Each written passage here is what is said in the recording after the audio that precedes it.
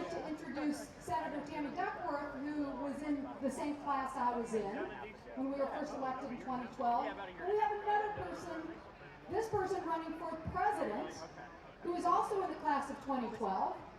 And also, by the way, also has family here in the Quad Cities. Here's a trivia question. Who is running for president who has family in the Quad Cities? And if you are part of her family, you cannot yell. Who? Aren't you part of her family? Tulsi Gabbard has family right here in the Quad Cities.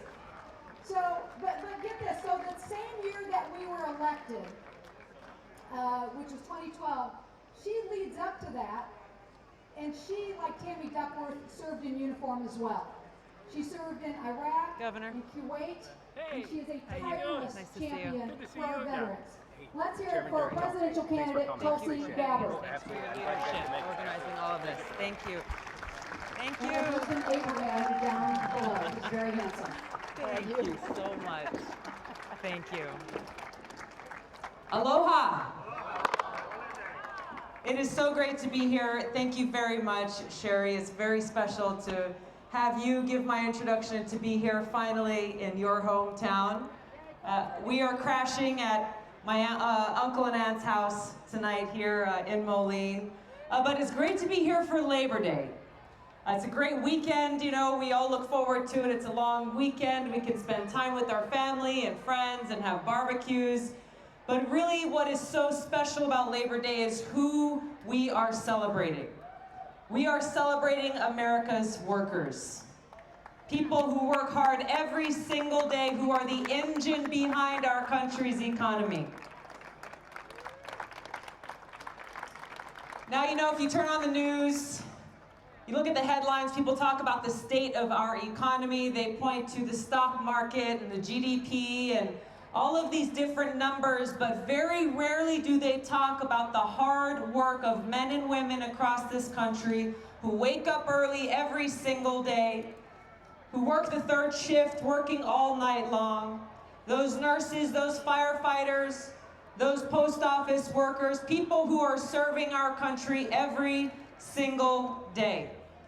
Now, the benefits that we have today, they didn't just come about magically because of the good intentions of the big bosses. No, these benefits came about because of the organizing and the leadership of our labor unions. The 8-hour workday, paid overtime, safe working conditions, all of these things came about because of the hard work and leadership of labor. Now, the state that I come from in Hawaii, we've got a long history in agriculture. And way back when, our agriculture industry was controlled by the 4 big bosses, the plantation owners. And they brought in immigrants from all around the world to come in and work those plantations in substandard conditions, terrible pay, with absolutely no rights.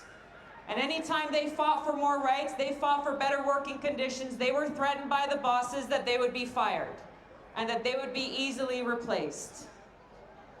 Finally, they started to come together. They united. People coming from all different ethnicities, races, different countries, different religions, coming together and saying, you know what, an attack against one of us is an attack against all of us. And we will stand as one and fight for each other. Now, what they did back in the 1940s changed everything for our state. Over 20,000 people striked. They shut down the entire economy of Hawaii at that point until finally they got what they were fighting for. They got those living wages. They got better working conditions and better hours. And they saw what the power is, the power of the people. And that's what we're gathered here today to recognize. Recognize those battles that have been fought, that have allowed us to be where we are today, but also to recognize the battles that are before us. And the fact that we cannot be complacent. We cannot be complacent because whether it's in Iowa or in other states across the country, you have out-of-state corporations coming in trying to attack the benefits that have been hard fought. The rights of working people, the rights to collective bargaining, the right to strike. And so these are the things that we stand united around. And you know, I'm a soldier. I'm a veteran. I've served on 2 Middle East deployments. I love our country. I love our country.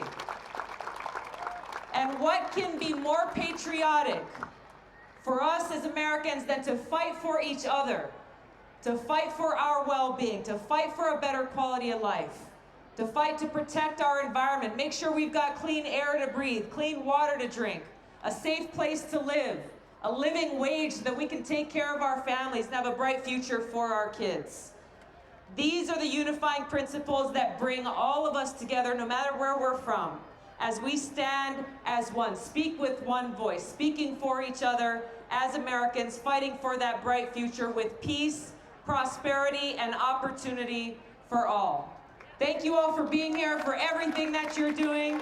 If you'd like more information about my campaign, please visit Tulsi2020.com.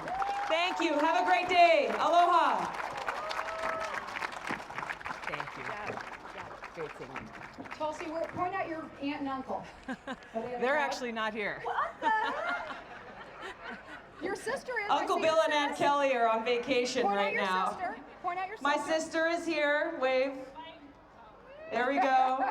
We got my Hanai Uncle Steve over here. We got my husband Abraham. We're all about family. All right. That passes then. All right, let's hear Take from care. Tulsi Thank you. Gabbard.